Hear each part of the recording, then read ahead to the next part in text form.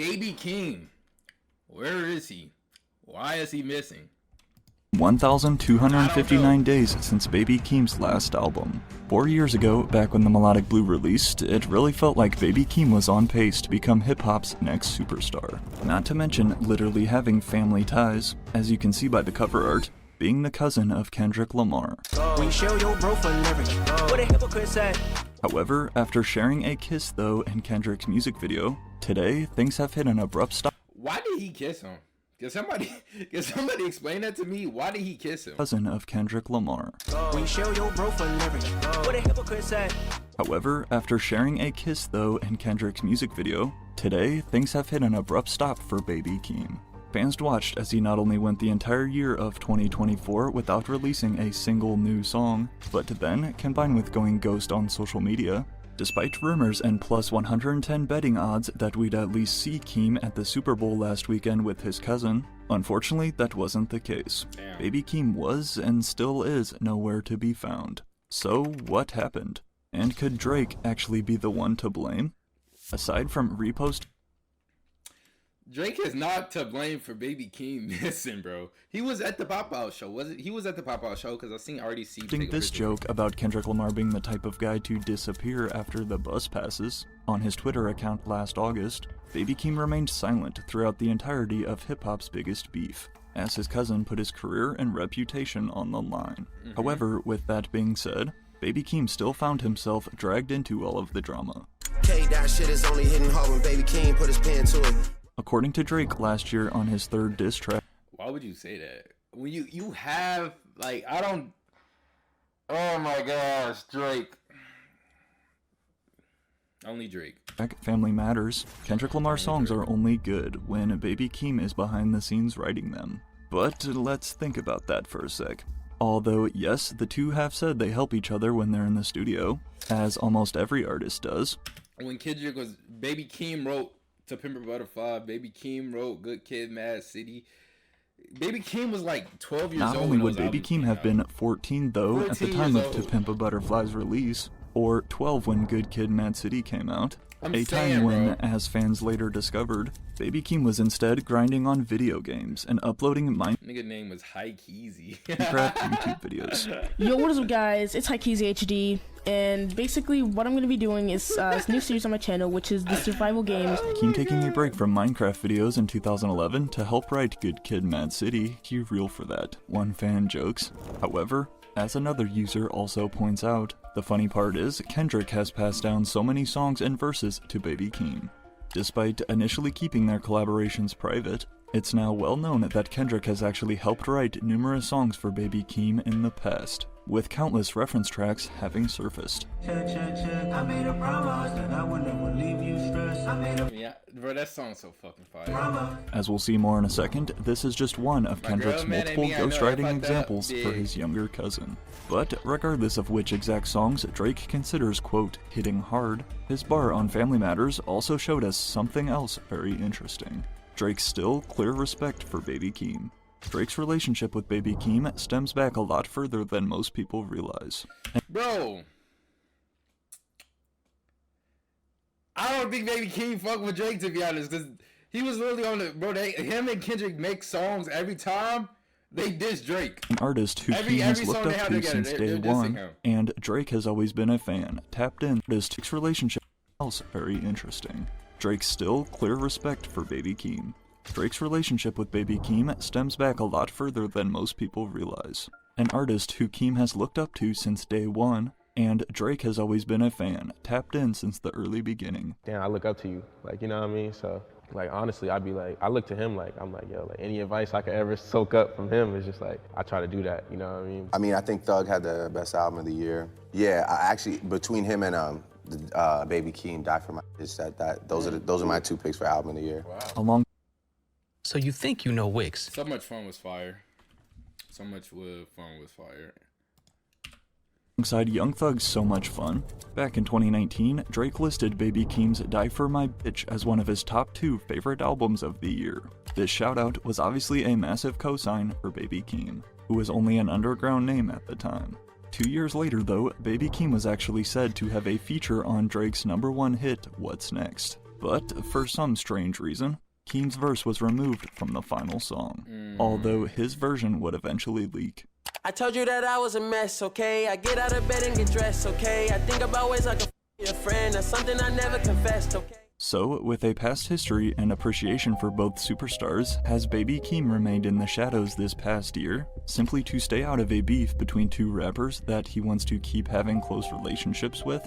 Well, before we can fully answer the question of why Baby Bro, this is funny. having close relationships with, well, before we can fully I gotta take a screenshot of this. Talking about answer the question. What the hell was that? Talking about, oh hell no, where Baby Keem go? Of why Baby Keem disappeared, despite having two phones, considering these text messages Keem posted last January revealing the name of his next album, titled Child with Wolves, and considering he told fans this at his show 2 years ago. New album coming soon, motherfuckers. I love you all. It is obvious Baby Keem had an album ready to go. But everything that's went down these past 10 months has left him in a tough position. Despite his past admiration for Drake though, the planet's most streamed rapper in 2024, I think we all expected Baby Keem to take the side of his cousin Kendrick Lamar. However, at least so far, that hasn't been the case. With a precise 37% chance to appear next to his cousin on America's biggest stage, the Super Bowl, which, by the way, went on to break Michael Jackson's record for the most watched halftime show ever. And although FanDuel literally had him leading the pack at plus 110 betting odds to make a guest cameo, Baby Keem was nowhere to be found. In addition to also not performing at Kendrick Lamar's previous pop-out concert last summer, labeled as Ken and Friends, this has only added to the mystery. Now, some fans will tell you it's because that concert was for LA artists only, featuring over 25 West Coast names throughout the 3-hour event. Although Baby Keem was born in LA, he actually grew up in Las Vegas, Nevada. Not only raised with his grandmother, but this also meant that Baby Keem had to be separated from Kendrick basically his entire childhood. As you guys lost touch, what had happened exactly? I was a kid, honestly. Like, it's just like I wouldn't even say lost touch. Like, I was just like, last time I seen him, I was probably like really young, like 5 or something. I was just a kid. Like, prior to signing to Kendrick Lamar's record label PGLang, for the longest time growing up, Baby Keem had no idea his cousin even made music. That was until after his 4th mixtape in 2010, Overly Dedicated. But while Kendrick was blowing up in the mainstream by the day, Baby Keem was still not in touch with him at the time, still living in a different state. After a, quote, unfortunate situation in their family though, when Keem was 14, everything would change forever. I didn't see him. It was an unfortunate situation that happened in my family, and then I guess we kind of just connected through that. Like, I wasn't really making music to the point where I would be like, yo, like, you know what I'm saying? So I was just kicking it, like, you know, whatever, it was whatever. He didn't really even know until like later. I finally just like sent him a song, and it was just like. Here in 2025, it's common knowledge that the two are cousins, but back then, not at all. In addition to also being related to former NBA legend Nick Young. Shot to the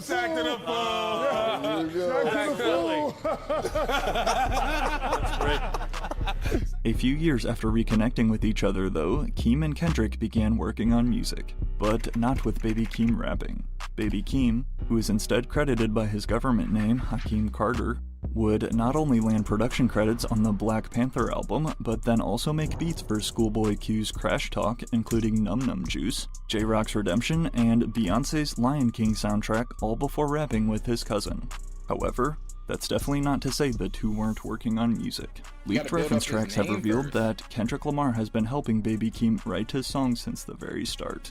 Now, it's important to understand reference tracks are actually common in the music industry, and Baby Keem is far from the only artist Kendrick has helped write for. Maybe the night that my dreams will let me know. SZA is a singer. Entirely two different things. But with 4 Kendrick references surfacing for Baby Keem's debut mixtape, The Sound of Bad Habit in 2018, plus 5 for Die From My Bitch, then another 3 from the Melodic Blue, including his song 16. My mama mad at me, I know I f***ed up big. My girl mad at me, I know I f***ed up big. What's love? I guess I never understand. Every time I say sorry, I do that shit again. What do y'all thought thoughts on reference tracks, bro. Like, yeah, it's a good sign that somebody wrote the verse for them, but it also means that like they just showing them how to like the song is supposed to be like delivered. To be honest. So, after confirming that Kendrick has indeed had his hands all over Keem's music as far back as 2018, and with conspiracies that Baby Keem is low-key just Kendrick Lamar's side project and alter ego, this raises the question: has Kendrick's run this past year been the reason for Keem's hiatus? Or did something deeper go down behind the scenes? Like an injury after getting blasted by smoke?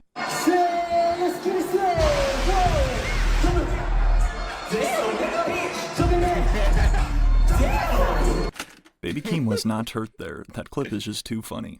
But while many fans like to argue Baby Keem's songwriting ability and how much help he actually gets, there's no denying Baby Keem's production skills though. His old Tight Beat YouTube channel is still standing today, under the name Beats by Carter. Despite claiming he never even wanted to be a producer, it was his own hit single that he helped produce in 2019, titled Orange Soda, which, after going viral on TikTok, then served as the lead single for Keem's breakout mixtape. However, aside from his early success, there was one artist that Baby Keem still dreamed of working with: Drake, one of his biggest inspirations. Die For My Bitch was again Drake's favorite album of 2019, but little did either of them know, only 4 years later, Drake would become his cousin's arch enemy. Like, Drake's tapped in, so, as he should, you know, he tapped in, so he, as soon as Die For My Bitch came out, I think it was probably like a few months after, he like reached out. After first connecting over DM, Baby Keem and Drake were supposed to have a song together in 2021. As fans had been highly anticipating a collab from the two, it was revealed that Baby Keem had recorded a feature for Drake's Scary Hours 2 intro, What's Next. But in addition to a Playboy Cardi verse on the song that was scrapped, Baby Keem was mysteriously cut from the final release. Not only was this strange, considering 1, as we heard, Baby Keem's verse was fire, but then 2, we know from the past how much Drake loves working with the hottest up-and-coming artists. So much so, the Drake stimulus package became a thing. But, looking back on it now, many fans speculate Drake's decision to cut Keem was due to his close relation to Kendrick Lamar, and being signed to Kendrick's label. However, when asked about his verse getting removed, Baby Keem said this. You and Cardi were supposed to be on What's Next. Right. Or whatever happened with that? I don't know. That's just his process. And, you know, I look at it like, we don't work now, then we work later. You know what I'm saying? Like, especially with someone like Drake, you know what I mean? Like, the two have yet to work later. But 5 months then after Scary Hours I don't think they're working First 2 together. dropped came the release of Baby Keem and Kendrick's first official song together, with the fitting name Family Ties, and an old family photo as the artwork, similar to this Good Kid, Mad City cover.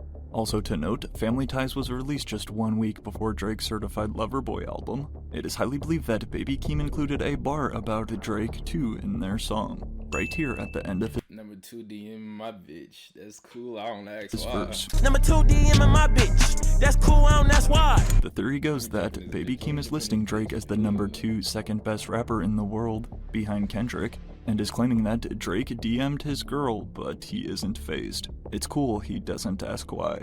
Not only have we seen Drake pull petty moves like this in the past with girls of people he's beefed with, as Kanye also explained to us, Drake don't do a diss like Kanye thinking when he, you know what I'm he's saying, beefed got with, this nut as ass Kanye butt. Like, he literally got that patch shit. Young boy, what's wrong with your man? So explain to us. Drake don't do a diss like an outright diss song where it's a headshot.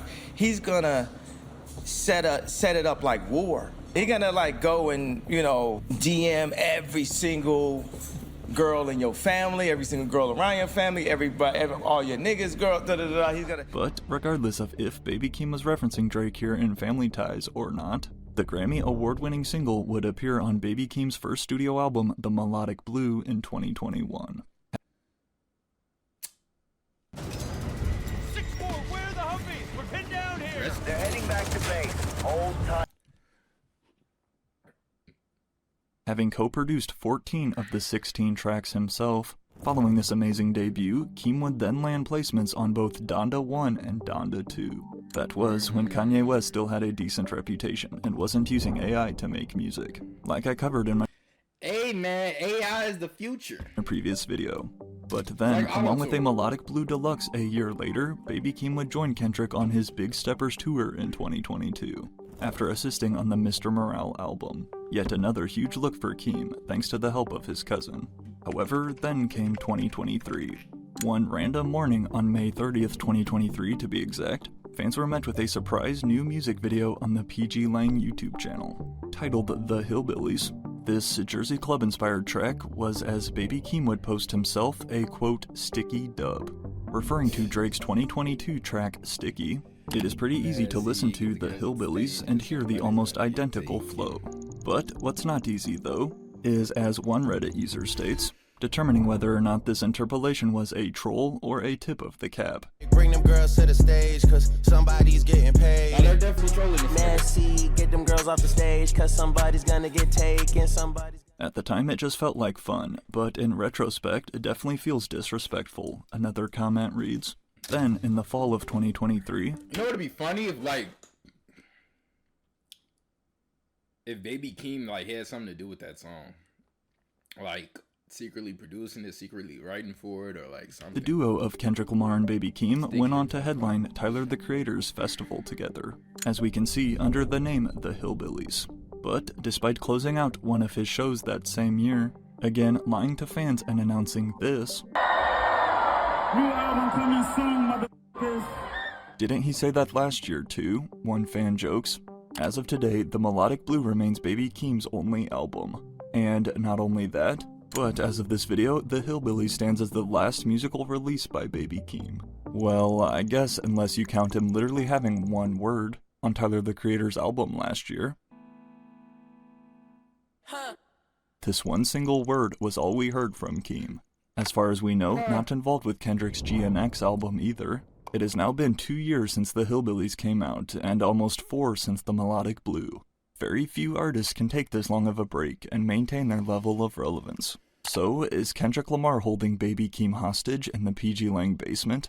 Or is he just so he got him in the PGLang sweatshop immersed in the PlayStation that he forgot to record music? Child with Wolves album, reads this text message from Baby Keem, which he posted on his Instagram story in January of 2024.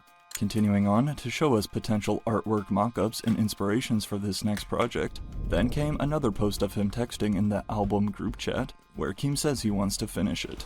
Yet, these stories were again in January of last year, and we all remember what happened 3 months later. I still got PTSD, motherfucker, big 3.